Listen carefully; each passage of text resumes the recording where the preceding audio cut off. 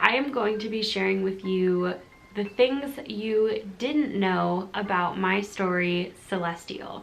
So I'm going to be kind of cluing you guys in on a few of the secrets and the meaning behind certain pages and panels, and also just giving you a look like kind of behind the scenes of the development of the story itself and a few of the details you might have missed. But before we get into that, I also want to do a little bit of a giveaway in this video. So I'm going to be giving away a copy of Celestial.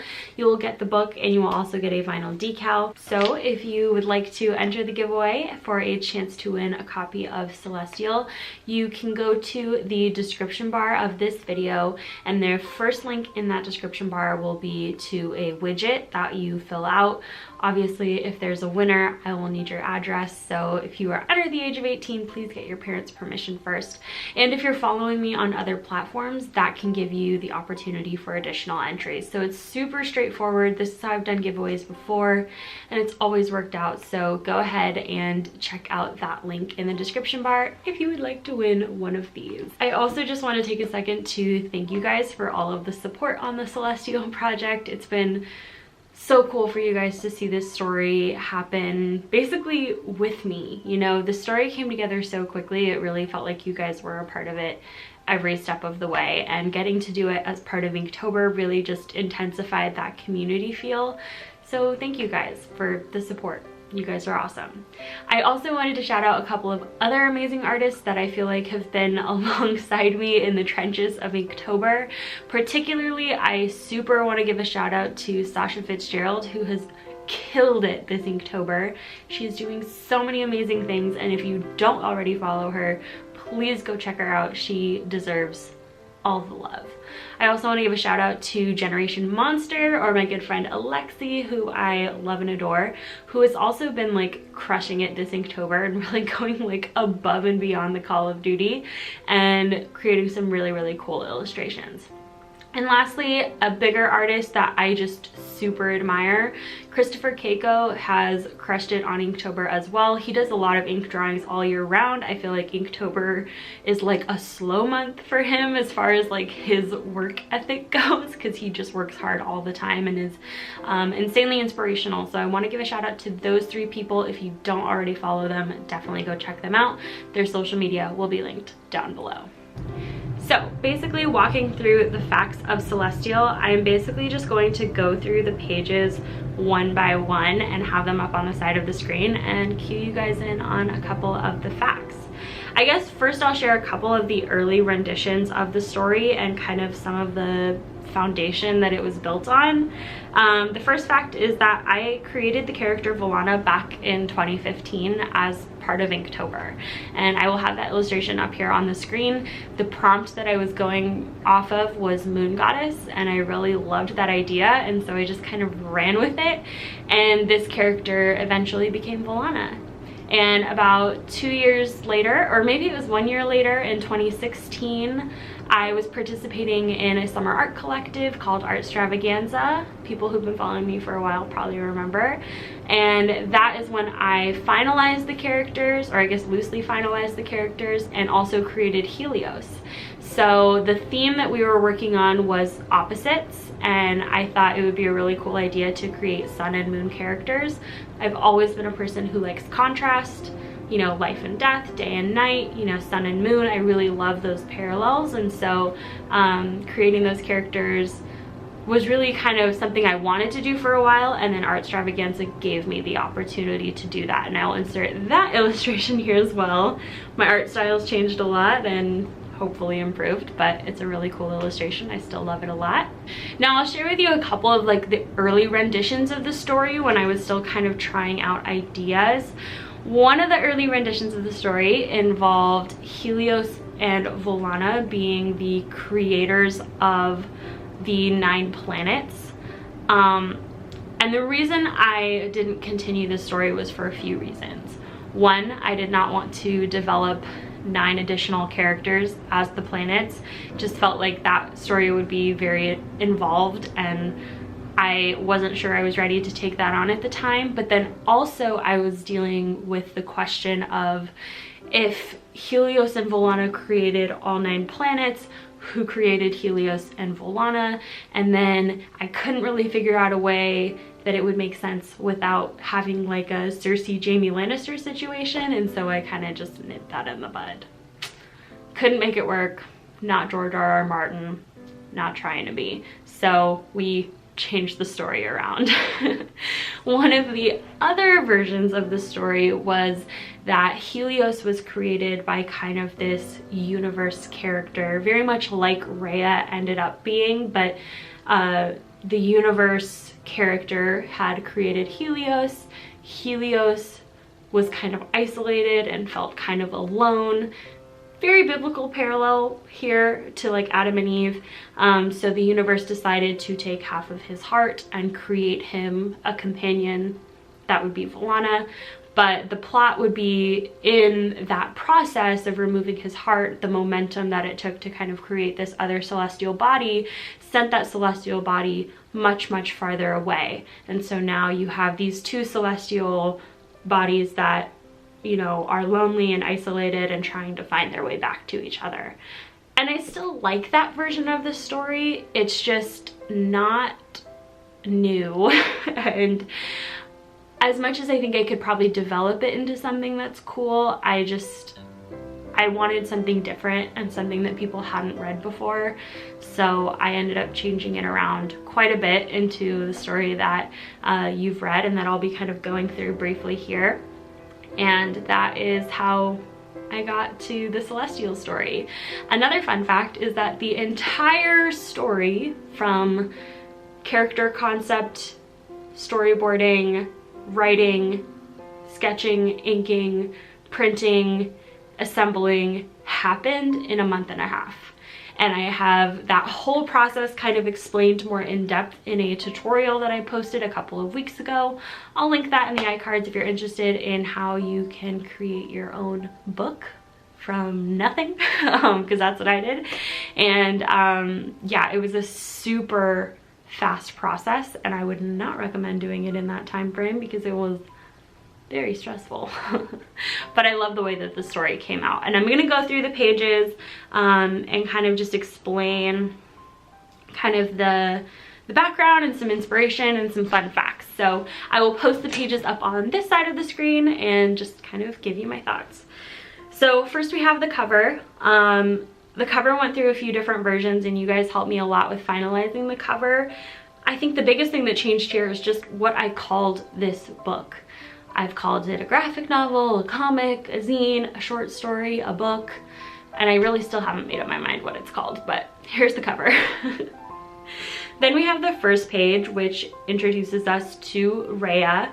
Interestingly enough, Rhea was the last character to develop in this story, and she developed kind of just out of necessity for a plot. She was the necessary antagonist, but what was really cool is how much people became attached to Rhea and empathized with her as a character. I also kind of began to like empathize with her as a character, and I think that was something that was unexpected and really, really cool. So page 1 introduces us to Rhea.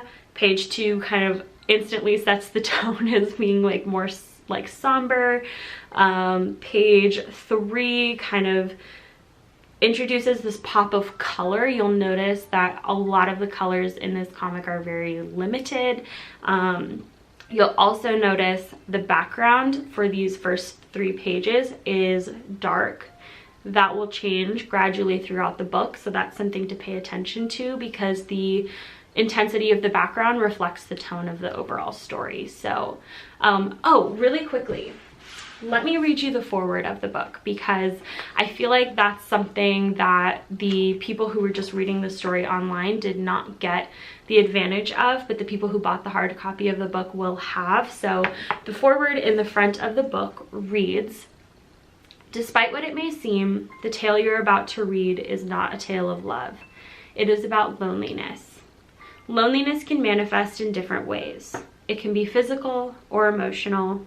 It can also be both. The fact that we are capable of feeling alone means that we are alive and in search of deeper understanding.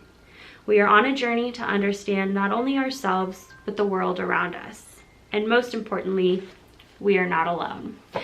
So that kind of sets the overall tone for the book, being about loneliness. There's a lot of symbolism about loneliness. So it's something to kind of keep in mind, and that's something that I introduced very early on in the book, and I feel like makes a whole lot of sense once you understand the foreword. Page 4, it like instantly gets intense when we see Rhea ripping her own heart out, and as she's doing so, you can really see kind of like the light that is like protruding out of her heart. That's important. And then page 5, this is one of my favorite panels. It's where Rhea is holding Volana in the palm of her hand. She's like looking surprised. I think I captured that really well. And then Volana is like looking up very like scared and confused. It's one of my favorite panels. I think the composition is beautiful, and you can see a little bit of that lighter background just starting to leak in, like potentially this is something positive. Then we move on to page 6, and it's like that light kind of disappears because Rhea's interpretation of this situation is like not an unconditional love for this light that she has, but it's much more conditional of like, now I have value because of this thing. And so it's like not a healthy connection that she has. And so that is kind of meant to be illustrated by her change in character. You know, you can kind of see the life disappear from her eyes. Her hair gets a lot more unruly, which is kind of meant to symbolize like her unraveling. And her hair is a very expressive feature in the book as well. Page 7, I think compositionally I could have done this page so much better, and I learned a lot about composition and paneling throughout this process, but I could not have learned that without trying this out. And unfortunately, I don't think this page is as strong as it could be, even though all of the elements are there. Page 8 is when we're introduced to Helios, and the characters in the background, fun fact, are the Zodiac characters that I developed in 2018. I needed some background characters, and even though I don't really call attention to them at all and they're kind of just filler, it's kind of a little Easter egg for the people that were a part of the Zodiac project as well. So this introduces us to Helios, who is very sad. He's a sad boy. Page 9 is when we are kind of seeing the distance between these two characters, or three characters rather, and kind of the start of the journey that will become the plot, or the what is that called, like the climax of the story. Page 10, Helios sets out on his journey. We see a little glimpse of the Zodiac characters again. Also, another fun fact, these are all of the fire signs in the Zodiac. So we have Sagittarius, Leo, and Aries, which are all the fire signs. Aries does not have her horns, which might have made her a little bit harder to identify, but some people still totally caught on to it, which was cool. And the reason I did that is because it kind of felt weird to have her be the only one with horns, so I just left him out. Page 11. In the actual book itself, I changed the text to read, Volana stared up at the stars, the cold sting of the chain at her side, and wondered if anyone could see her tears. Just because in my original text on the page, I felt like it was a little repetitive, and this kind of drive the story forward a little bit more. So there are some pages that are different in the printed copy of the book, especially the earlier pages compared to the ones that I initially posted. So that's just kind of part of this whole process being a learning experience for me, and something that I kind of just changed when I felt it needed to be changed. Then page 12. I love this panel. I think it's really cool to kind of zoom in on Rhea's face, and then it's also introducing that yellow color more into the pages, which is representative of Helios and the light and the warmth, and kind of how his presence exists in a panel even when we don't see him, just because that we know that yellow light is there. And I love getting to draw like Rhea's face close up. It's so fun for me to draw her. So I love this page actually a lot. Page 13, we have a one panel page with Rhea and Helios. Yeah, that's pretty much it. It's an establishing page more than anything else. There's not a whole lot that needs to be said. Then we have page 14, where we're getting the first look at kind of Volana hidden behind Rhea, and we start to see her light kind of intensifying a little bit, just to represent how like the thought that there might be someone else out there like her is kind of like bringing more light to her in a way. That's kind of confusing to say, but it's like just the fact that like knowing someone else is out there like her is kind of intensifying her own inner light. So that is something that I really wanted to illustrate, as like she is this own independent entity even though she was once a part of Rhea. Then page 15, I'm a little unhappy with how this page worked out paneling wise.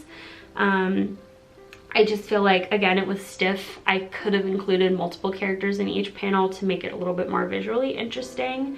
Then we have page 16, which is the first time that Helios and Volana see each other. It's meant to be kind of this like sweet, innocent moment where they're kind of like for the first time seeing each other, but then also kind of like seeing themselves and realizing like, oh, this person is like me. We have a brief confrontation between Rhea and Helios where he's kind of recognizing, okay, Rhea's kept this light as her prisoner. That's unjust, so let me like act on it. He reaches for his sword, which I've done my very best at this point to include in as many panels as possible to build that like suspense of like, okay, he has this sword, when is he gonna use it, what's gonna happen? And then we see Volana reach her hand out saying, wait, like don't attack her. I love this page. The one thing that is super annoying to me is that I forgot to draw the chain on Volana's hand. I did this, I think, several times throughout the book where I either forgot to draw it or drew it on the wrong hand. You'll also notice here, this is when I started adding speech bubbles to the posts online. All of the pages in the book itself have speech bubbles just because I feel like it makes it easier to read. But in the early versions of the Instagram post pages, they did not have speech bubbles, and that was something I kind of changed midway through. And then it kind of shifts where it's like Helios isn't really a part of this conversation, it's more between Rhea and Volana kind of starts expressing this like anger and confusion at Rhea, trying to figure out why she removed her in the first place. This panel where Volana says, "You didn't deserve me," that I feel like is a really powerful statement. You know, you're really feeling all of that anger that Volana feels towards Rhea, and you're also seeing how hurt Rhea is and how she didn't realize this is what she was doing. And I really don't even think Helios needed to be in this panel. He's kind of just there looking sad and confused.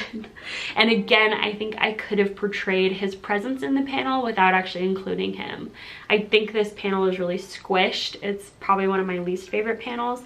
But one thing that you'll notice about this panel that's kind of cool is the layout of the characters is meant to represent an eclipse. So you have the Earth, the moon, and then the sun. So the moon is blocking the sun, which happens during an eclipse.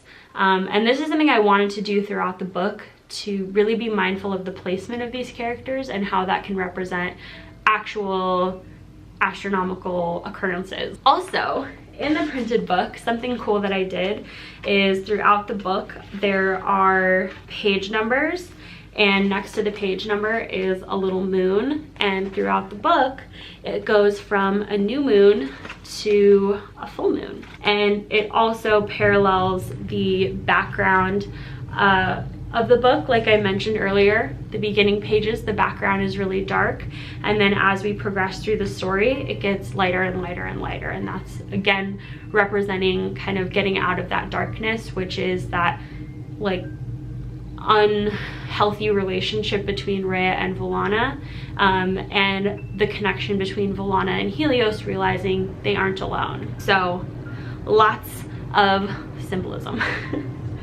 Then the next panel, I like this panel a lot. I like the placement of the panels, where we see Helios tap Volana's shoulder. She kind of turns to look at him, very clearly distraught. And then Helios hands Volana his sword. And this again is now bringing up the question of like, okay, there's this sword, what's gonna happen, what's she gonna do? She grabs hold of the sword, turns to face Rhea. Again, I think this panel is a lot more powerful without Helios actually in it, but still having that yellow light reflected onto Volana, kind of making her stronger. Now she doesn't feel alone. Now she feels like she has someone to relate to who understands the situation that she's been in, so that kind of intensifies her own light. Then we're seeing, you know, Rhea looking really distraught and really broken because she didn't know that Volana felt this way. Then Volana kind of hoisting the sword up, saying, now I'm getting what I deserve, and then slashing the chain, which is meant to symbolize now Volana is free. She is no longer, you know, bound and obligated to Rhea. She now has her own freedom.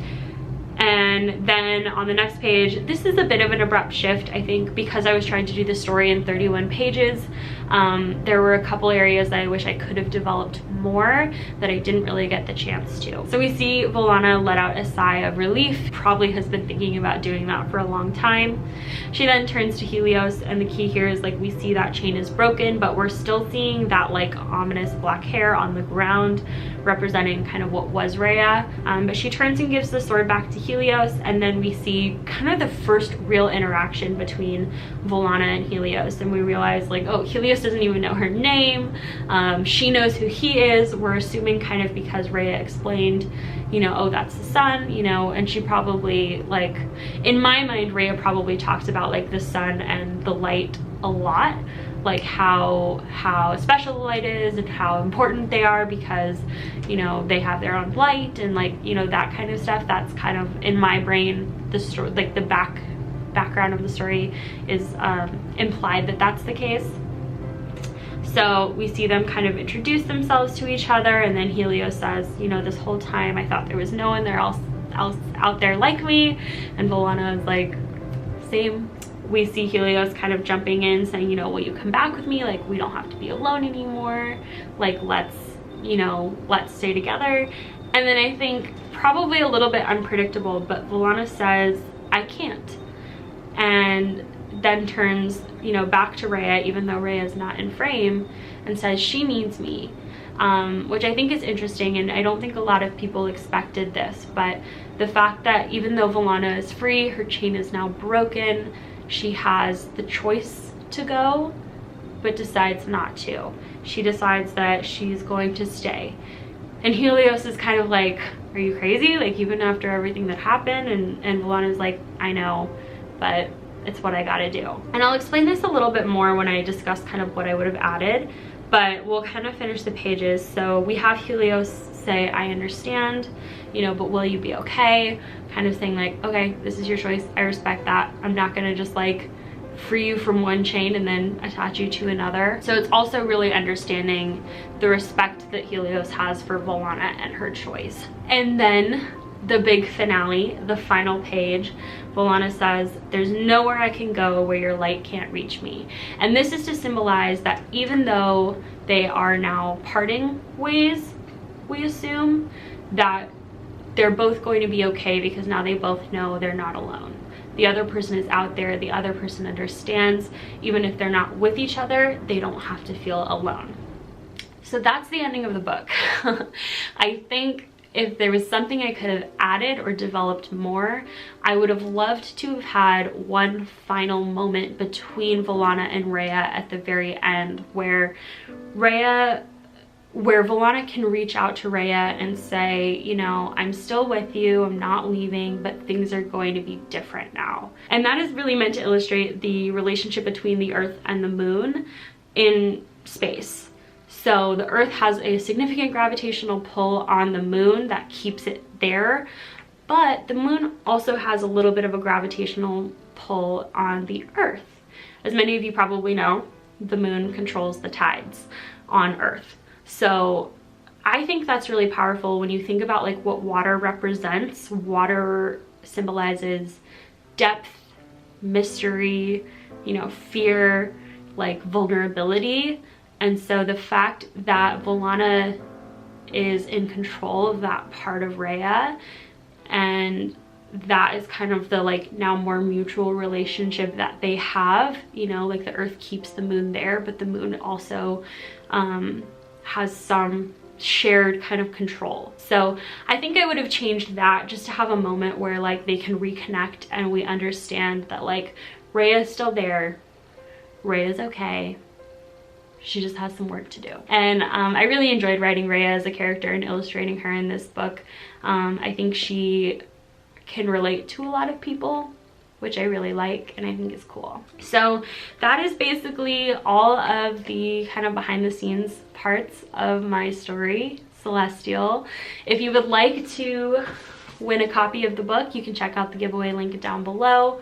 Thank you to everyone who has ordered a copy. You guys have really liked this project, and I think the more I do these larger projects, the more I realize that's what you guys really like to see from me. I think you guys like to see larger projects develop over time and how they come together in my process. So that's what I want to show you more of.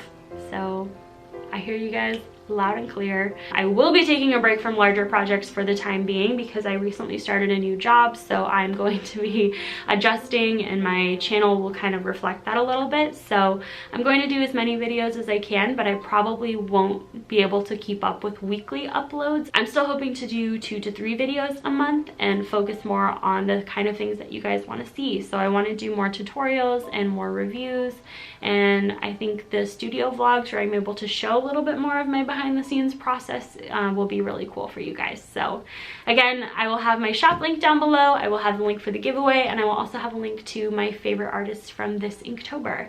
If you guys participated in Inktober, congratulations, we made it, and I'm so happy for us. It was a lot of fun. And if you would like to share any of your Inktober artwork with me, please feel free to do so on Twitter or Instagram. I would love to see it. Okay, without further ado, thank you guys so much for watching this video. I will talk to you all super soon, and I will see you on the internet.